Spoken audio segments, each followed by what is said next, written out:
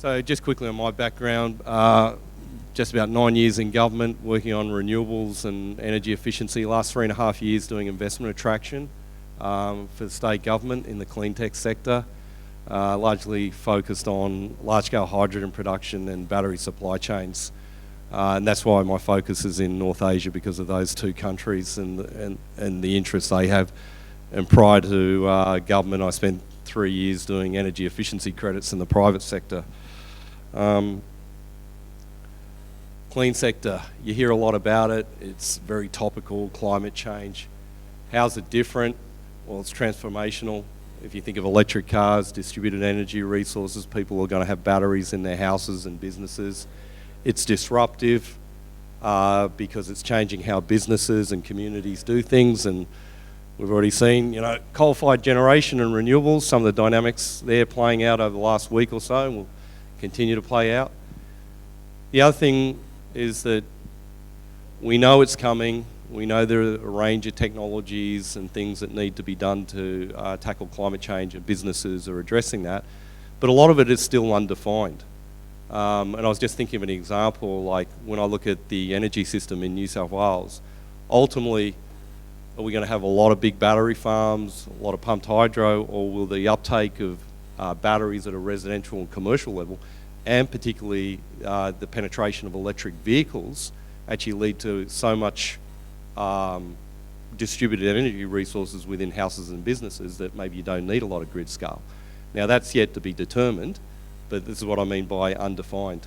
And these are challenges that businesses and governments and economies are dealing with globally. So it's very large because we're transforming our energy systems, we're tackling emissions reductions, and this is going to impact global and domestic economies. There's great opportunities, but there are also ancillary risks. And it's exciting. And that's one of the sort of thematics I want to talk about today in terms of addressing the business case.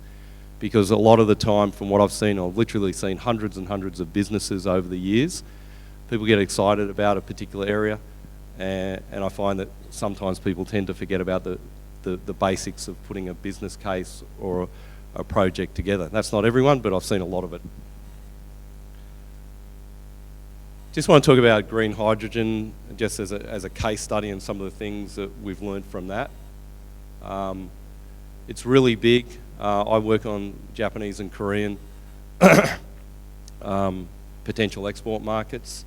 So this is demand for hydrogen out of Japan and Korea combined in 2030, 2040. So 7 million tonnes in 2030, 53 million tonnes in 2040. What does all that mean? So if we look at the bottom line above the bold black line, that's the renewable energy required to power those systems.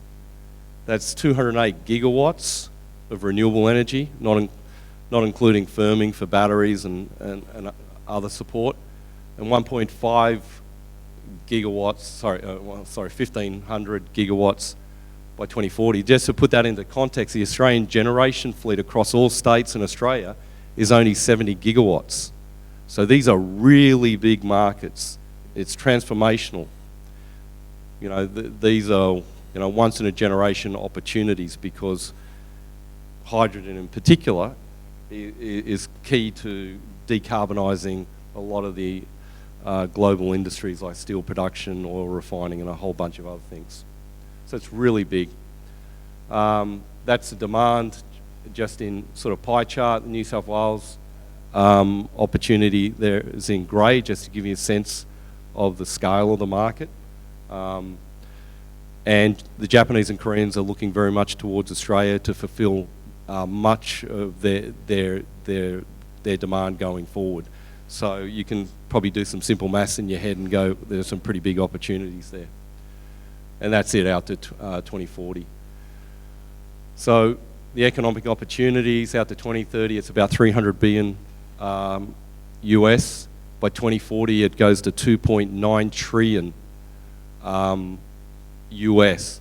And to put that into context, the entire Australian GDP is only 1.3 trillion, this in US dollars. New South Wales gross state product is 440 billion. So there's a lot of money coming. It's really big. And so there are obviously a lot of business opportunities in there, and they like New South Wales because we have a range of things that will allow them to do production here. So what are the economic opportunities for the large-scale electrolyzers, ammonia plants? Well, at least in the early years. There'll be liquefaction plants for liquefied hydrogen. Lots of renewable energy is required, high voltage transmission and refueling infrastructure, and fuel cell electric vehicles. Just mindful of time, because I want to ensure that we have enough question time. So, workforce, opportunities and challenges.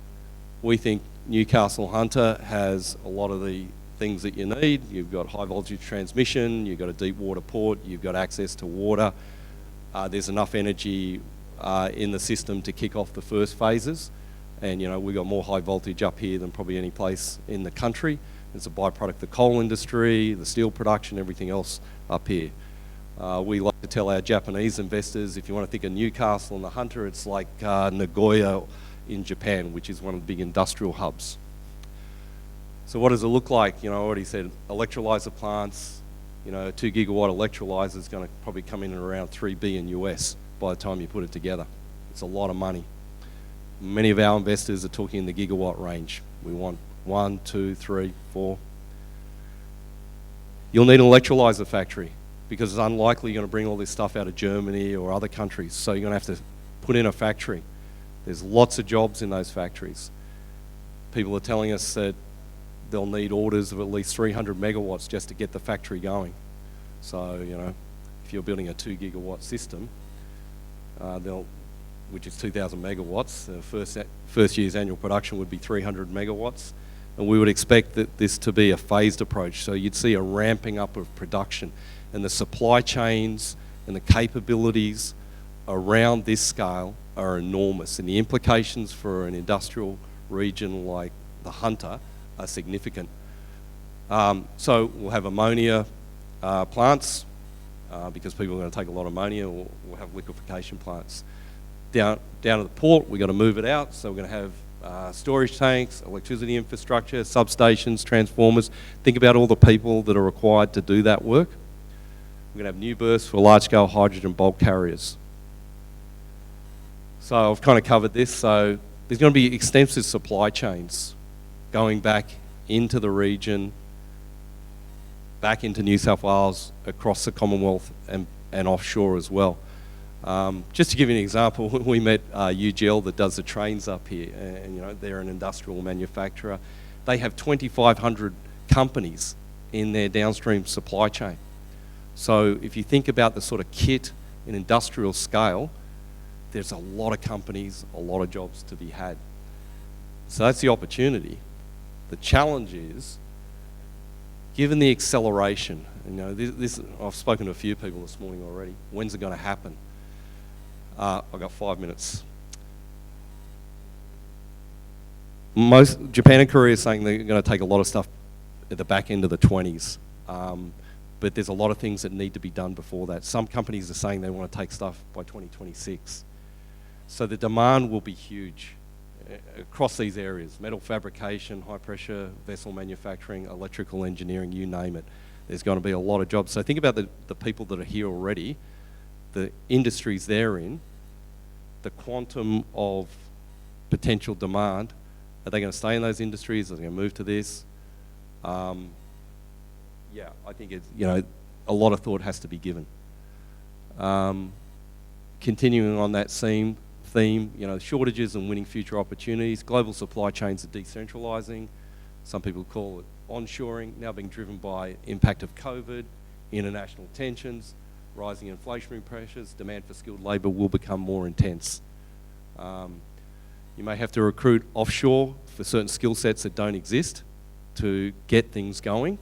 And then you'll have to think about visas, how long, pay rates, and where are those people coming, and are they already in economies and jurisdictions where the demand is already high? Because hydrogen, is going to be big back in Europe. It's going to be big in the States. Certainly going to be big in Japan and Korea. So just quickly finishing off, while clean tech is an emerging opportunity and it's really big, and I just showed you some slides, there are also and there are uncertainties, it's also, it's business, you know, and I think I've found a lot of companies tend to forget the fundamentals. Not everyone, but quite a number of them. So it's back to basics, you know, how large are your markets, how many competitors are there? Everybody wants to get in because, you know, electric buses or electric cars, but how many people are actually there, and what are your odds of actually winning those sales? And how much are you spending to get there? At the end of the day, your investors will want to know all these things, and with a degree of certainty that you're going to get the internal rate of return that they want. You know, are you looking at product differentiation, pricing? What are your customers willing to pay? That's one of the big questions we're asking back into Japan and Korea now. What do the offtake parties want to pay for this? Some of your commercial assumptions.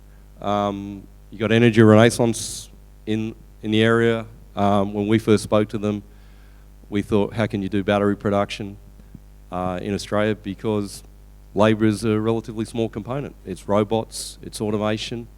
So you can actually do battery production. So don't always assume what went before is necessarily the case in some of these sectors because of the impact of technology. Hang on. Evolving global trends need to be across the latest developments before sort of committing to a particular sector or technology. Australia in general won't drive these because we're a relatively small market. That's not to say we won't lead in certain areas. An example I put up there is nickel, magnesium, cobalt battery chemistries versus lithium iron phosphate. In China, lithium iron phosphate is very popular now for electric vehicles, and that's being driven by government support and commitments. Building the business case, your financing, be clear about what's required to commence a new company or a new product line, how long can you go before the cash runs out. I've seen a lot of businesses bleed cash with the hope that they're going to secure a particular market, and you've got to make a call. Can you maintain cash flows in a future environment stressed by potential high inflation? That's an issue coming up now. What does debt look like in 2 to 3 years from now? And finally, be very cognizant of regulatory environments. You know, there's going to be a price on carbon at a global level. There already are mechanisms out of the EU. Is that going to impact the businesses that you're in here in Australia? Are you exporting into Korea and Japan? Are you sending them ammonia? Is that ammonia going into a steel manufacturer in Korea that's going to sell stuff to Hyundai that imports I-30s into the European Union? And they have the cross-border adjustment mechanism that comes into play in 2026 at 90 euros a tonne. So you've got to think about that environment. If you're exposed to these offshore markets, indirectly perhaps, then it could have ramifications for your business. Will your product meet certification requirements, say for green hydrogen? There's a lot of questions being asked about that now, but people are trying to invest and make decisions, and that has implications. So I've probably gone way over time. That's me again.